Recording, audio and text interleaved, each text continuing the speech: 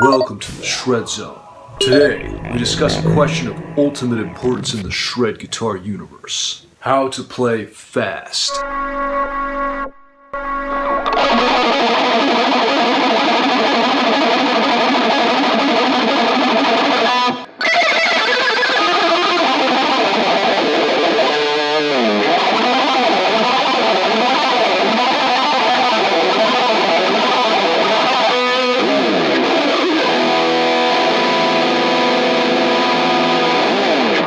It's all about speed.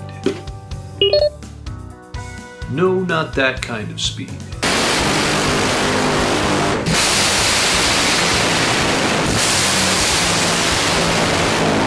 Now that's what we're talking about. Oh yeah.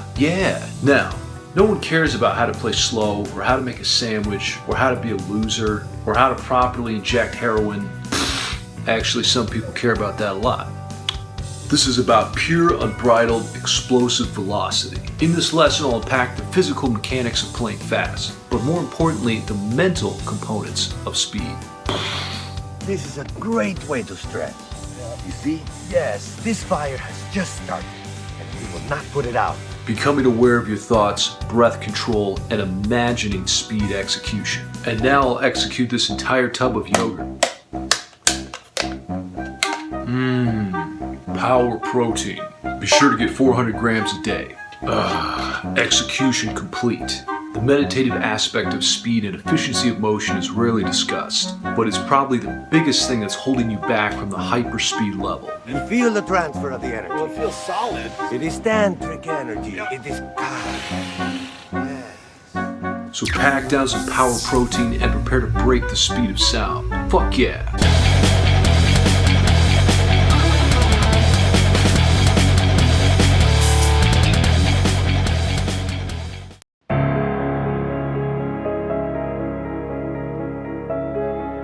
How to play fast. Let's get into it, kids. First, let me show you the melodic test subject that we'll use for the lesson. We're going to take a classic Paul Gilbert lick here on the 9th fret of the A string, and you're going to go 9, 10, 12. Same thing on the D string, 9, 10, 12. So A string, 9, 10, 12, D string, 9, 10, 12.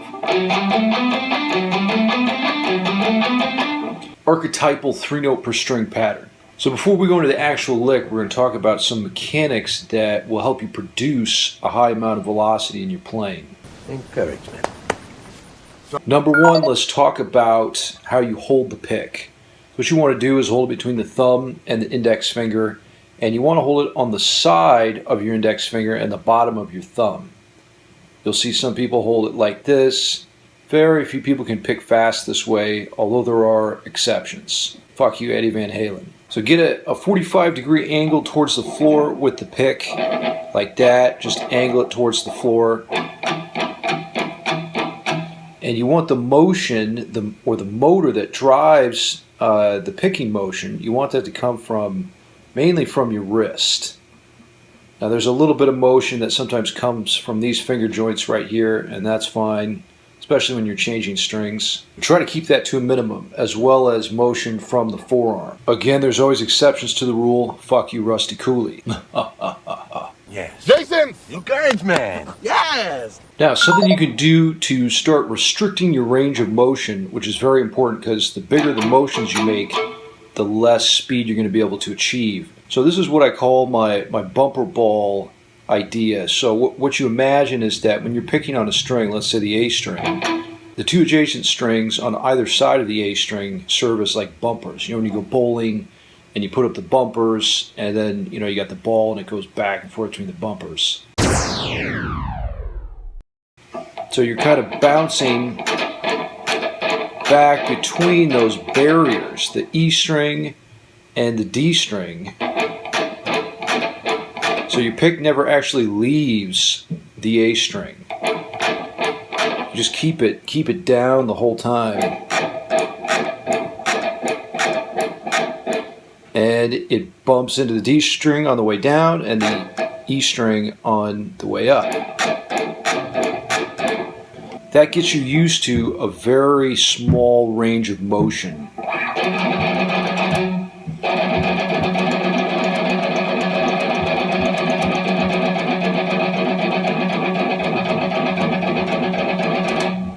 Encouragement, my friend. Now, it's very important to have an anchor point with the picking hand, and I have several.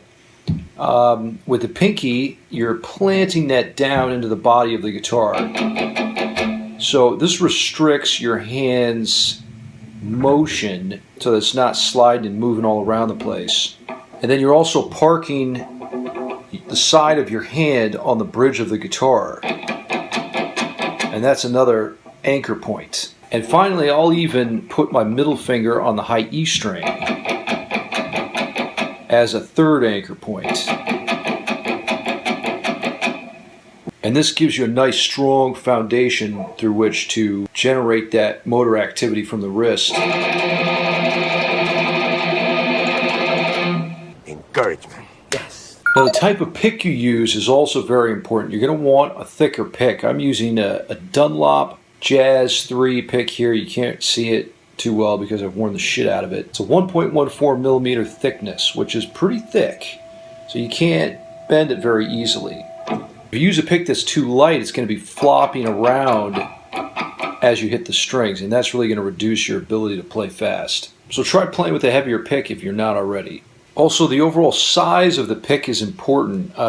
This Dunlop pick that I'm using, there's not much of the pick that actually is coming through. It's almost like an extension of my fingertips. By way of contrast, you got this pick, which is like a fucking paddle. Massive. And this guy's going to be a lot less efficient. There's a lot more surface area there that you've got to deal with. Encouragement, yes! Encouragement my ass, Daddy. Now, in terms of the meditative aspects of playing fast, try to become more aware of the tension in your body and how much you're exerting yourself. Yes, put your shoulders back. Now feel the energy. Boom. Boom. Boom. You want to find a balance between tension and relaxation to achieve the best results. Deep breaths in through the nose and out through the mouth help oxygenate the blood and reduce the amount of cortisol and stress in your body. Anytime you're really trying hard to accomplish something very difficult, it can elevate the stress hormones in your body. So by utilizing this deep breath technique, you can really kind of quell that unneeded level of stress. Whatever you say, Zen Master Scott, it's fucking right. Now back to the lick at hand, this Paul Gilbert sequence. Anytime you have a complex problem to solve, what you want to do, if you can, is reduce the equation to its component parts. So let's take the right hand first, or the picking hand, and examine what's going on there. So basically you're picking 3 notes on a string. That's 3 strokes, down, up, down. And then when you get to the next string, it's up, down, up. Since we're using strict alternate picking. Down, up, down, up, down, up. So right away, we've got a problem that we've identified because you're starting the first string on a downstroke and the next string on an upstroke. That's going to create some unevenness and stress in your hands. So instead of trying to do both things at once, combining the left and right hands, let's just have a look at what the picking hand is doing. So imagine you're playing the lick without the left hand or the fretting hand. And what you have is A string, down, and then up, down, up on D. So just try doing that.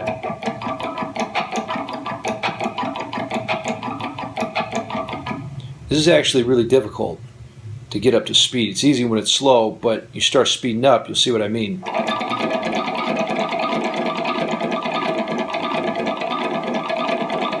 One thing I like to do is take a power chord shape and play that sequence down the fretboard.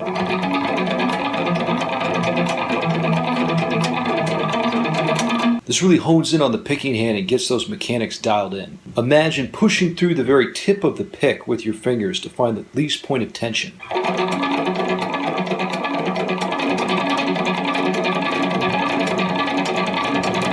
Now, let's isolate the left hand or the fretting hand. So you've got the lick, A string 9, 10, 12, D string 9, 10, 12. And let's just pick the first note on each string and we'll play legato the rest of the way, or hammer-ons and pull-offs. So you pick, hammer-on, pick, hammer-on, hammer-on.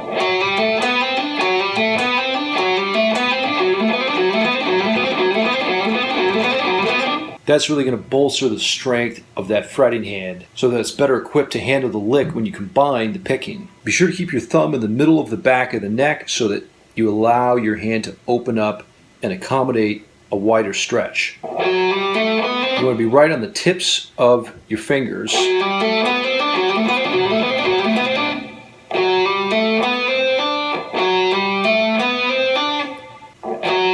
Aim for a nice clear tone out of each note.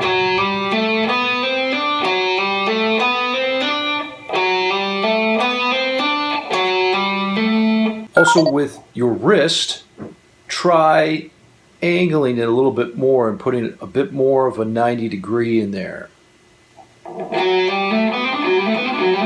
as opposed to this, which is more the angle you have when you have your thumb up over the neck, as in the blues grip. So you bring that back, the hand comes into more of an L shape. That's going to help you get on the tips of your fingers a little bit better. Now you try putting both parts of the equation together, the left and the right hand.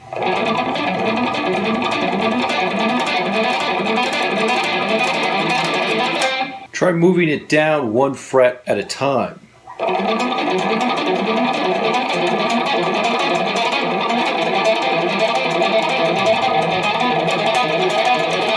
If that's not pure ecstasy, I don't know what is. Another thing you can do is work on the amount of muting with the right hand to work on your control.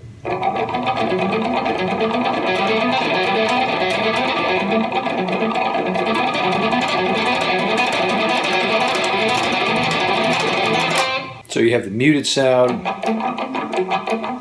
and the more open sound.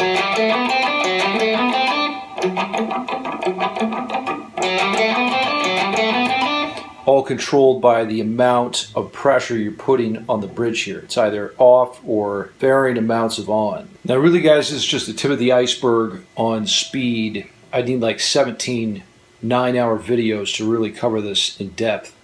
If you have any questions, let me know in the comments below. Like, comment, and subscribe if you enjoyed the video. Click the notification bell to receive my uploads because YouTube is a bitch. Hate you, YouTube. Also, let me know who your favorite shredders are in the comments below. Alternate pickers, legato players, whoever it may be. And we'll all go kill them and steal their skills. Seems reasonable. Also, let me know what you guys like to see on this channel so I can make it better for you. What kind of Shredmaster Scott content is your favorite? Katy Perry covers, lessons, technique tips, injecting myself with heroin, whatever it is, let me know. One last speed lick for you.